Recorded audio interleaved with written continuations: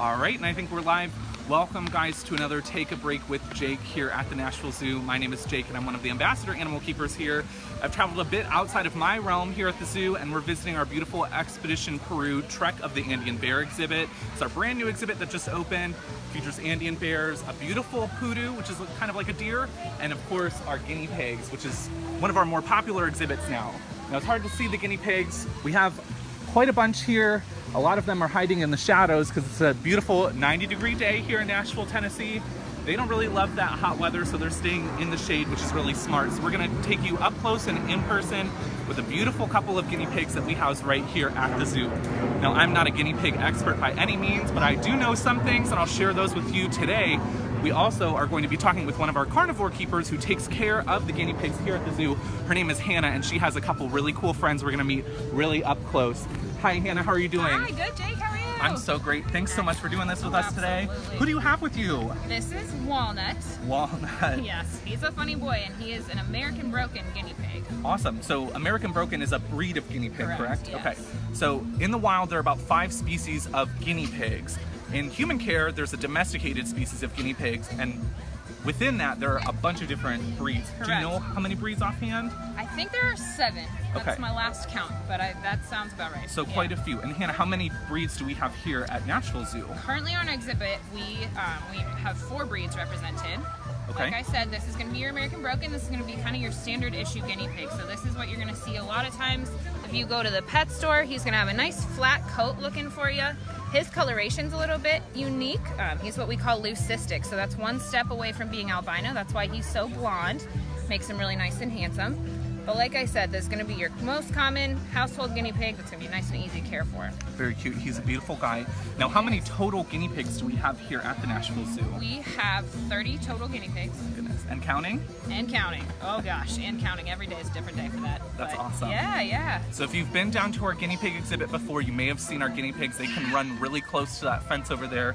They don't really love being touched by people they don't know, so it's a good idea to just stay on your side of the fence. They'll hang out on their side. The more quiet you are and the cooler it is outside, the more the guinea pigs will want to run around, Absolutely. right, Hannah? That's a pro tip I learned from Hannah this morning. Totally. They love the shade. They love the cool weather. Absolutely. Now, Hannah, what do guinea pigs like to eat?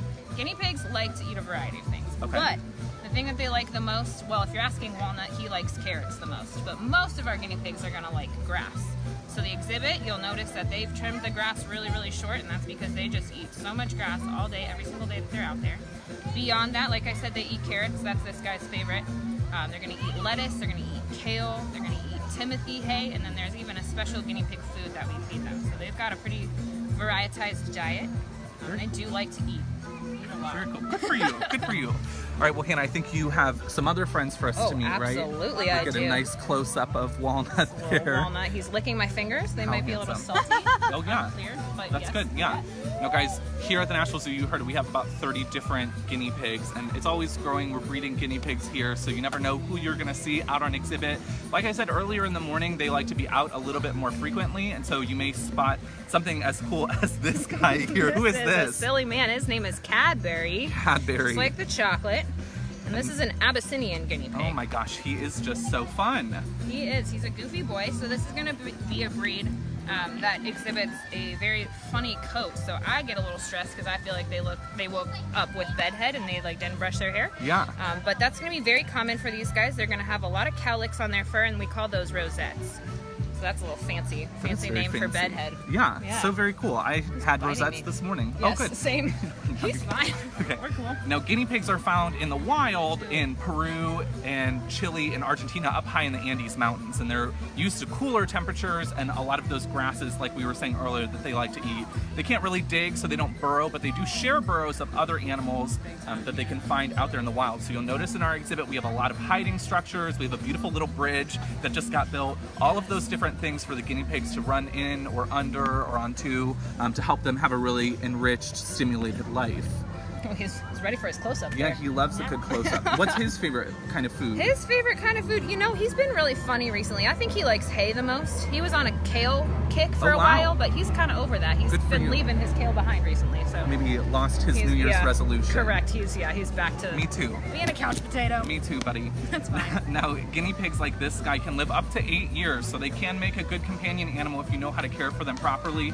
Like Hannah was mentioning before, they do have a special diet and require a special kind of amount of space. And they also can't process vitamin C, so you do have to give them supplements for that, which we do here at the zoo. Oh, yes. So it's all about making sure you do your research before choosing a companion animal so you can make sure they're the right fit for you and you are the right fit for them. We have a question. We do. Laurel just asked, what is their lifespan in captivity versus in the wild? Sure. It's a good question. So, just like anything out in the wild, it can be pretty stressful. You got a lot more factors against you in the wild. So I don't know exactly, but I'm going to venture to say that they live probably about 2 years out in the wild. That would be like pretty typical rodent lifespan in the wild. When you care for them, or when we care for them, they can live 5 to 8 years. So they've got a good long lifespan, and like Jake was saying, that makes them a great little pet if you are looking for something long term. But they're definitely not going to be an ideal pet if you just want something for a summer or something like that. They're going to hang around quite a bit longer than that. Stick with coming to the zoo if you're looking for a short-term pet. Definitely. You can see some wild animals, and that'll be really cool. Yes. Now, these guys are neat too because when they have their babies come out precocial. So they have fur on, their eyes are almost open, they're ready to go, and they'll eat solid food within the first day or two of being born. So they're kind of on their own. They'll kind of hang around mom, hang around their keepers here at the zoo. Other than that, they're pretty on their own and wanting to do their own thing. What do you think there, That's buddy? a really great vocabulary word for the day, Jake. Precocial. Yeah, precocial. What other animals are like that? Oh gosh, thanks for putting me on the spot. Humans are not precocial. You know, when I was a baby, and hopefully most other people, I stuck around my parents for a very long time. I still stick around my parents at 25 years of age. But other animals that are precocial, things like, help me out here, Hannah, some species of birds can be precocial. Yeah, definitely. And they are just on their own. A lot of reptiles are precocial. They hatch from their egg or come right out of the parent, and then they're out on their own. Yeah, fish as well. Turtles. So as soon as they spawn, as soon as turtles come out of the egg, they're on their own, doing their own thing, fending for themselves with not a lot of help from mom and dad. Snakes are like that too, Aaron says. Snakes are like that too. Thank you, Aaron, for that great addition. Yeah. We got put on the spot. We're sweating physically and mentally here at the Nashville Zoo, but we love trying to answer questions and learning a little bit more as we do so. Now, the long fur of the guinea pig keeps them nice and warm high up in the Andes Mountains, but it can be a little much for them out here. So maybe we can give this guy a break from the sun. And I think we have one more friend to meet up close. Now, guys, if you do have any questions about our guinea pigs today, feel free to add them in the comments below. We'll be answering them all day. As well as if you have any animals here at the zoo that you'd like to learn more about, feel free to comment that, and hopefully in the future we can add that to one of our Take a Break with Jake segments. Oh my gosh. This is our beauty. This is our show king here for sure. Who's this? His name is Fabio. And Fabio. For those of you that think that's hilarious, I appreciate that. Fabio is so handsome. You probably can't see it in quite great detail on your Facebook Live, but he has maybe 4-inch long fur coming off of the top of his entire body, and then he has a beautiful face under that gorgeous fur. And Fabio, you really embody your name. Good for you, buddy. Yes, he does. So Fabio is a Peruvian guinea pig, and again, that's just a breed of guinea pig. And these guys are going to have the longest hair of any of the breeds of guinea pig. And if I'm being honest with you, I would not recommend these guys as a pet, man. These guys take a lot of maintenance. So just like us, their hair can tangle really easily, but I'll speak for myself. He has nicer hair than I do, and it's very thick, but it's also very fine. So we have to groom these guys at least 4 times a week. I hear a question. We do. Let's see. Mona, I believe, is wondering what's the shedding situation like for these guys? Shedding situation is pretty intense for any guinea pig. I don't know if you can see it, but I am definitely covered in little fur here. Summertime is going to be shedding season for a lot of animals, so we're going through that pretty intensely right now. I think for the most part, the Peruvians don't shed any more than any of the other breeds. They all kind of shed equally. But like I was saying, they do tangle. So man, we have to cut these guys' fur, and we have to comb it and brush it, and we even have to give them baths sometimes. So like I said, a pretty high maintenance animal, but we're really excited to exhibit these guys for you because it's not something you would see every day, like if you go to the pet store, if you go to a guinea pig breeder. A lot of people ask us why we have guinea pigs on exhibit. Certainly they're not the most exotic creature to have here at the zoo, but they are an incredible species to learn about. out in Peru, where these guys are, the wild species are found, they're an invaluable resource to the people and the ecosystems. They're a really great prey source for a lot of species of animals, and people also eat them a lot in Peru. They're really good eating down there. And a lot of people don't actually know that. So it's kind of cool to be able to tell their story and show how important these guys can be to different populations of people and wildlife worldwide. I've heard that they're even domesticated like chickens are here. Absolutely. Yeah. Yep. I actually went to a guinea pig farm once in Peru. How cool is that? Yeah, it was really neat. And I did actually eat some guinea pig. Wow, how'd it taste? Kind of like dark meat chicken, honestly. Awesome. So, you know. Sources tell me it's high in protein and lower in fat and cholesterol. So guinea pig may be the meat of the future. It could be. Not Fabio. He's our No, handsome model here at the zoo. Yeah. So again, if you do want to come visit us out at the zoo, we have these gorgeous guinea pigs. You may catch a keeper like Hannah, one of our carnivore keepers, out there at the exhibit. She can tell you all about these guinea pigs. We have another question. Yeah, a couple rolled in about color variations. What would their color be like in the wild versus in domestication? Great question, and that's kind of interesting. So just like a lot of domesticated animals, there's a lot of breeding done for specific colors. So the tricolor guinea pig is one of the most sought after colors, and I'm not specifically sure why, but like I think they're really cool. They're beautiful. That's great. Wild guinea pigs are going to be a lot more in the brown ranges. So if you think about where guinea pigs are going to live, they're going to live on the ground in grasslands, and they're going to try to blend in with their environment. So honestly, any white that you're going to see on a guinea pig would not do them well in the wild. That'd be like a beacon for a hawk that says, "Here I am. I'm your dinner now." Yeah. So they're going to stay brown and pretty gray out in the wild, kind of like a gopher or a groundhog or something like that. A couple more questions about general guinea pigs. Yeah. How much do they weigh? Well, it depends. So these boys that you've seen here, the first one, Walnut, and then this guy, these guys are on the heavy end. They weigh, I don't know, what's 1.2 kilograms in pounds? That's about like 2.5 pounds. Yeah. So, you know, they're not super heavy, but for a small animal, that's a sizable creature, you especially know? for a rodent. This Definitely. is kind of technically like a medium-sized rodents, because you have a lot of the teeny ones like mice and gerbils and hamsters, and you have them all the way up to porcupines and capybara. This is one right in the middle at right about 1.5 kilograms, so about 3 or 4 pounds. Yeah, and then our girls will weigh a little bit less generally, and I think that's a sex-specific thing.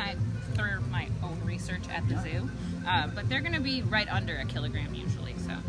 Speaking of our lady friends, how long are they pregnant for? And what's the size of their young? That is a fun one. So our guinea pig friends only are pregnant for about 60 days. So technically it's 59 to 72. So we've had a range. We have been breeding guinea pigs here for about a year now. And we usually see a litter size of about 4. They can have 1 to 8. The largest litter we've seen from our guys has been 6. And then that was, Mama was huge when she had 6 little babies in there. When they're born, they're about 2 inches long. And like Jake said, they're pretty fully developed. So they come out ready to go. Usually we find them in the morning. So they give birth overnight generally. And we'll come into 4 generally pretty healthy looking little guinea pigs that are rearing to go. Guinea pigs can have up to 5 or 6 litters in 1 year, and obviously we don't breed our guinea pigs anywhere near that rapidly, but in the wild and in human care as well, people have been known to breed them really rapidly. The females are actually capable of reproducing again at 6 days after they give birth, or 6 hours, I'm so sorry, 6 hours after they give birth. So these guys churn babies out a lot because they get eaten by a lot of different predators out in the wild. So it's a really great adaptation for these guys to be able to breed rapidly. Do you have any more questions? One more. Okay. What is their eyesight like? You know, that is a wild question. I was thinking about this the other day, and I don't actually know, but I don't imagine that it's necessarily the greatest. I think that they can see pretty well, you know, in front of them and at their level, but as far as like patrolling for hawks or something like that a meerkat would maybe do, they don't have a lot in that department, you know, so it's not going to be their main sense. Yeah, they rely a lot on sound, and so they provide a variety of different vocalizations to communicate back and forth to one another, especially about danger. And so if one of the guinea pigs sees something, it may scream or whistle really loudly, and that'll send all the rest of the guinea pigs scattering, and that's a really great adaptation for them out in the wild. Well, I think we're going to wrap up our Take a Break with Jake and Hannah today. Thanks again so much for joining us. If you guys are out at the zoo, make sure you grab one of our friendly zookeepers anywhere on the path. They love to give you up-close information about some of our favorite animals. Thanks again for joining us today, guys. Hope you have a great day, and tune in again to Take a Break with Jake another day. Bye, guys. Bye.